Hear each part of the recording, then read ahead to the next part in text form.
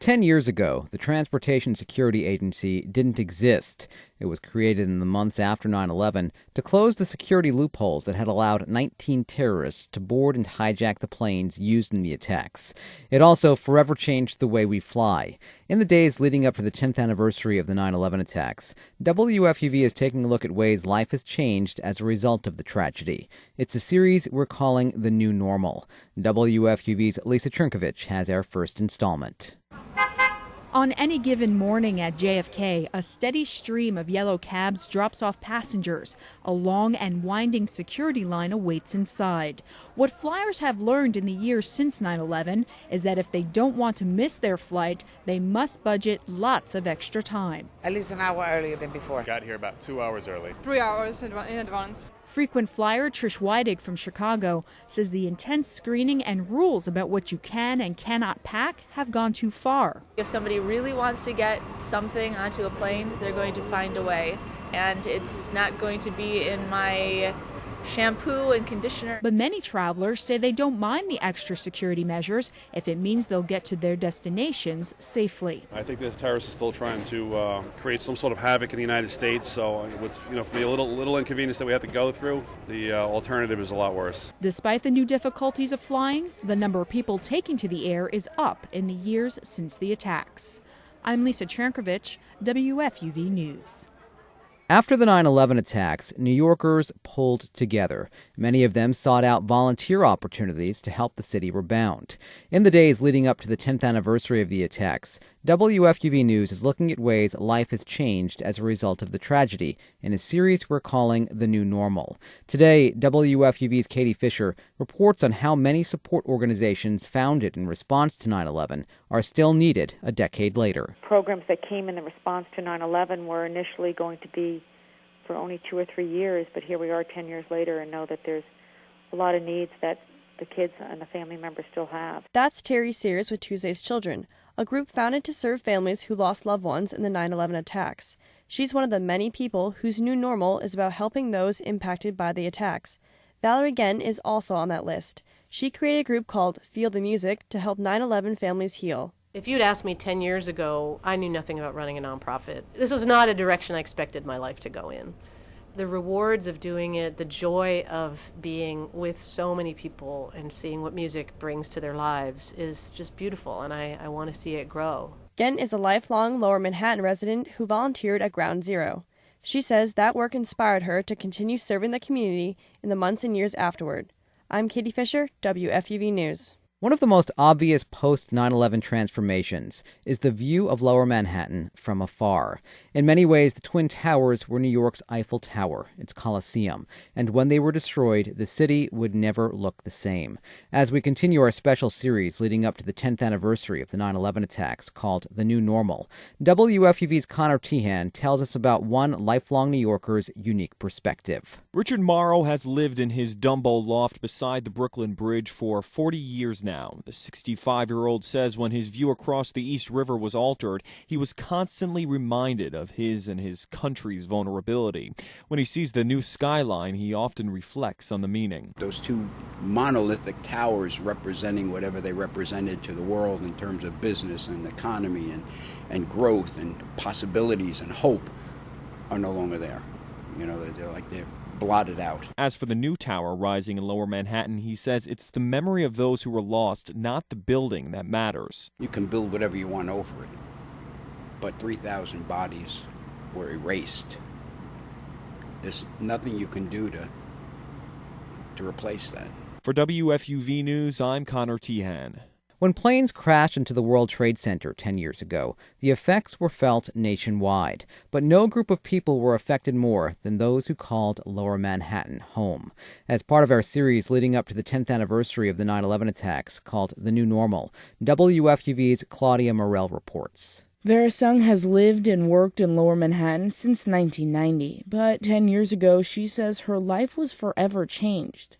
For Sung, September 11th was an attack on her community, and the events are forever etched in her mind. Every time I look out the window, if I look at the World Trade Center, the new building that's coming up, it always reminds me every day.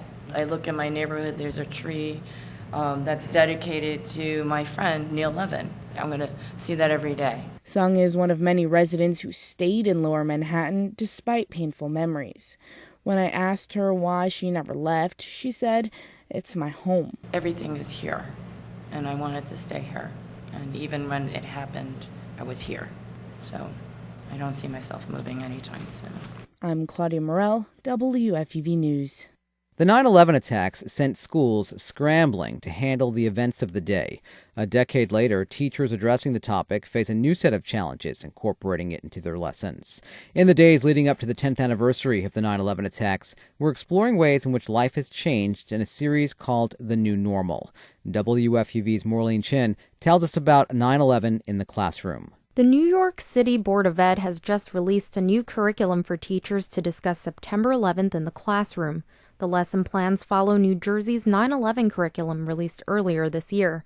Linda Lantieri is the director of the Inner Resilience Program, working on guidelines to help educators answer complex questions students might have. She says, most importantly, teachers need to create lessons about diversity. I think it's first helping kids understand what is prejudice, what is discrimination, and then to do some concrete lessons around being different and how okay that is. In addition to providing teaching tools, the Inner Resilience Program helps teachers physically build the strength to talk about 9/11 through bodywork sessions, yoga, and meditation. I'm Maureen Chin, WFUV News. From classroom lessons to a gap in the skyline, WFUV News is looking at ways life has changed as a result of the 9/11 attacks. As part of a series we're calling The New Normal, WFUV's Ashwin Bhandari reports on how increased vigilance is now a part of the everyday. Don't assume it was left by accident. If you see something, say something. For most New Yorkers, the message has become a part of the everyday. It's plastered in subway cars, on buses, and repeated in TV ads, a symbol of the increased vigilance since 9/11. While some may have expected the campaign to fizzle out after a couple of years, creator Alan Kay says he always knew it would be part of the new normal. This was a crisis, and I said, no, it's more like a chronic. I don't think this is a situation that's going to go away. When asked how he feels in the subway system, Kay says he feels incredibly safe because he has 8 million pairs of eyes watching out for him. I'm Ashwin Bhandari, WFUV News. In the decades since the 9/11 attacks, the streets of Lower Manhattan have gotten much more crowded. As part of our series leading up to the 10th anniversary of the tragedy, called The New Normal, WFUV's Julie Clark reports on how the neighborhood has become a tourist mecca. All of the tourists I talked to at the World Trade Center site agreed. They couldn't come to New York without stopping here. Giulio Tagliatella from Rome said he wouldn't have visited Lower Manhattan before the attacks. This would have been actually the whole business district would have been my probably not certainly my first choice of visiting New York. People are not here for the business center. Elizabeth Berger, president of the Alliance for Downtown New York, says with 9 million annual visitors and more permanent residents moving in each year, the landscape is constantly evolving. The streets are filled, they're busy, and it's a real microcosm of the urban experience. Since 9/11, Lower Manhattan has received a $30 billion boost to reshape the area and attract more visitors in the future. I'm Julie Clark, WFUV News. Soon after the 9/11 attacks a decade ago, Arabs, Muslims, and Sikhs across the nation saw a spike in violence and discrimination against their communities. As part of our special news series leading up to the 10th anniversary of the attacks called The New Normal, WFUV's Verdiana Castellan reports on how those communities are still dealing with the after effects. Deepa Iyer is the executive director of South Asian Americans Leading Together, a DC-based nonprofit organization. She says after the terrorist attacks, many South Asians, particularly Sikhs and Muslims, found themselves the victims of hate crimes and discrimination.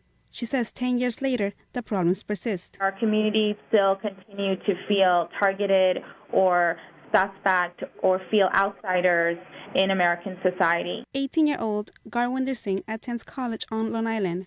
He says as a Sikh, life post 9/11 hasn't been easy. I was physically attacked when I was in middle school by a group of kids because of my appearance. Singh says at one point he altered his appearance to fit in, but is now again proudly wearing his turban and advocating tolerance as a youth member of the Sikh coalition. I'm Viridiana Castellan, WFUV News. The collapse of the World Trade Center a decade ago has changed the way we view, design, and construct high-rise buildings. As part of our special news series leading up to the 10th anniversary of the 9/11 attacks called The New Normal, WFUV's Angelina Chavez tells us about some of the safety measures put in place as a result of the disaster. Since 9/11, New York City's Buildings Department has made a slew of changes to make sure people can get out of high-rises safer and faster during emergencies. Among the new requirements, buildings 75 feet and taller need to have stair and elevator enclosures made of impact-resistant materials. Chris Jelenowitz with the Society of Fire Protection Engineers says that's something safety experts just didn't think about before. Normally, when we designed buildings and we looked at fire exit stairways, we were only concerned about fire resistance, keeping the fire out of the stairs so people could have a safe way to exit the building. But now, since 9/11, not only will we have the stairs protected from fire, but they'll be protected so that they will be structural sound at the same time. The 9/11 attacks also sparked new rules to improve the visibility of exit signs in high-rises. I'm Angelina Chavez, WFUV News.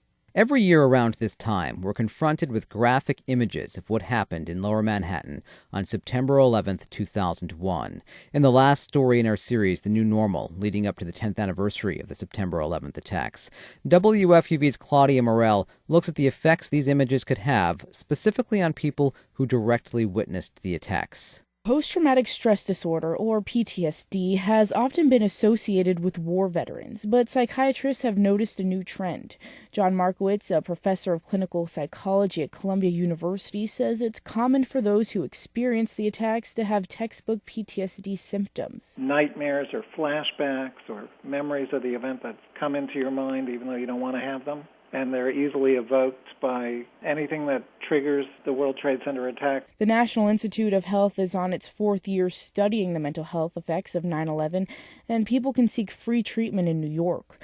Markowitz encourages people to get treatment as the disorder is curable. If you were very uncomfortable around September 11th because you had PTSD and you got treatment for the PTSD, the next anniversary would presumably go more easily. The federal study ends in 2013. Markowitz says when the results are evaluated, doctors will not only understand which treatments work with post-9/11 patients, but how future acts of violence could affect the human psyche. I'm Claudia Morell, WFUV News.